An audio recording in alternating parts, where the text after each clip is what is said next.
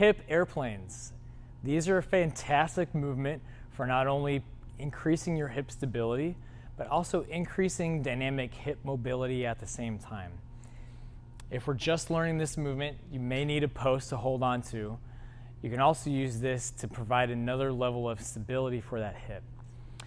I can do this with the post out in front of my body or to the side of my body.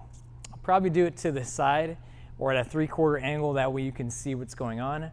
For here, I'm gonna plant my left leg to the ground if you can't see that. My left leg is gonna be planted, my right leg is gonna be up off the ground. I'm gonna keep a soft bend in my hip and my knee of my left leg, because that's the one I'm standing on. I'm then going to hinge over using my left hip.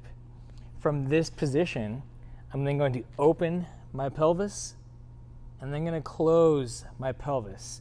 Notice I'm saying pelvis because I want your pelvic bone, so this waist, to move and rotate on top of the ball and socket that is now planted on the ground. So what we do is we plant our leg stationary, we put the pelvis on top of that leg that has the ball, and I want the pelvis to glide and rotate over that. What we're feeling for here is muscles in the back side of the hip when I squeeze and open up my hips, and then I want to drop down into it. I'm then going to feel a stretch in that same part of the back side of the hip. I then want to contract these muscles to open my pelvis, and I'm going to drop down and have my belt buckle then face the floor or my shoe. From the other side, I'll do a couple reps here.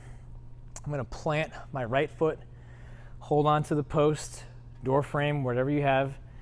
I'm going to hinge down into that hip. From here, I can drop and rotate into my hip again. My pelvis drops and rotates. I'm going to open up my pelvis. I'm then going to drop down. If I have lights on my hips, I want to think about headlights opening and closing, and these lights are going to change direction while the foot stays planted on the ground. The other way you can think about this is pockets, right? The pockets on your shorts, you want to rotate those pockets while your toe stays planted in one direction. What you want to feel here are muscles in the hip and not muscles in the back. So I'll do a couple more reps for you.